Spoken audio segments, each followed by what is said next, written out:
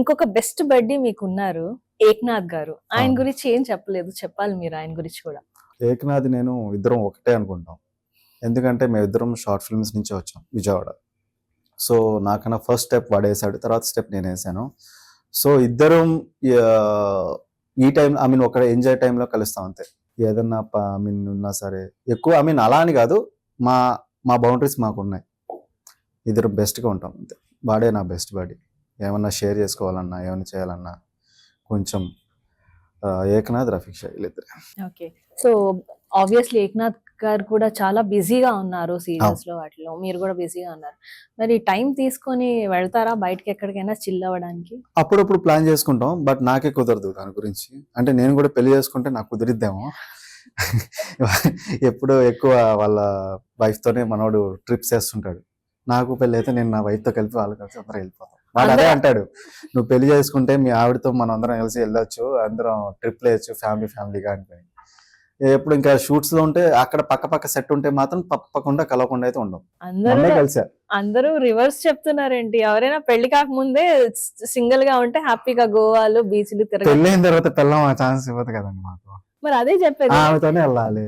So పెళ్ళైతే హ్యాపీగా మీరు ఫ్యామిలీ ట్రిప్లు వేసుకోవచ్చు అంటారు. అంతే కదా, ఫ్యామిలీని అక్కడ తీసుకెళ్లి ఇద్దరు వైఫ్ అక్కడ కూర్చోపెట్టి మేము వెళ్ళొచ్చు. అర్థమైంది. సో ట్రావెలింగ్ అంటే ఇష్టం, బాగా ట్రెక్కింగ్ చేయాలని నాకు చాలా ఇష్టం. బట్ నా లైఫ్ లో నా ఎంజాయ్మెంట్ లేదు, నాకు అది రాసి పెట్టలేదు. నాకు దొరికినప్పుడు ఒక్క రోజు 2 days దొరికింది, ఎప్పుడైనా వెళ్ళానంటే మాత్రం అక్కడ ఫుల్గా చిల్ అవుట్ అవుతాను. నాకు చాలా ఏంటంటే, నాకు షూట్ గ్యాప్ లో ఎక్కడికైనా వెళ్ళి సోలోగా, నా ఫ్యాంటసీ చెప్తే భయపడతారు మీరు. ఏది ఒక ఫ్యాంటసీ వదలండి. ఫుల్ తుఫాన్ పడుతున్నప్పుడు సముద్రంలో షిప్ లో వెళ్దాం. బాగుందండి. చస్తానా బ్రతుకుతానా అనే ఒక ఫీల్ ఉంటది కదా, బాగుంటది. అది సైకో కనిపిస్తున్నాడు. బాగుందండి. ఒకరే వెళ్తే పర్లేదు, పక్కన ఇంకెవరిని వేసుకొని వెళ్ళారు. పాప అవతల వాళ్ళు బండ బూతులు తిట్టుకుంటారు. లేదండి, ఆ ఎక్స్పీరియన్స్ చేయాలి. లైఫ్ లో చాలా ఫేస్ చేసినప్పుడు ఆ ఎక్స్పీరియన్స్ చేయాలి. చనిపోవడం అనేది ఎక్స్పీరియన్స్. చనిపోవడం కాదు, మన టైం బాగుంటే బతుకుతాం, టైం బాగుపోతాం.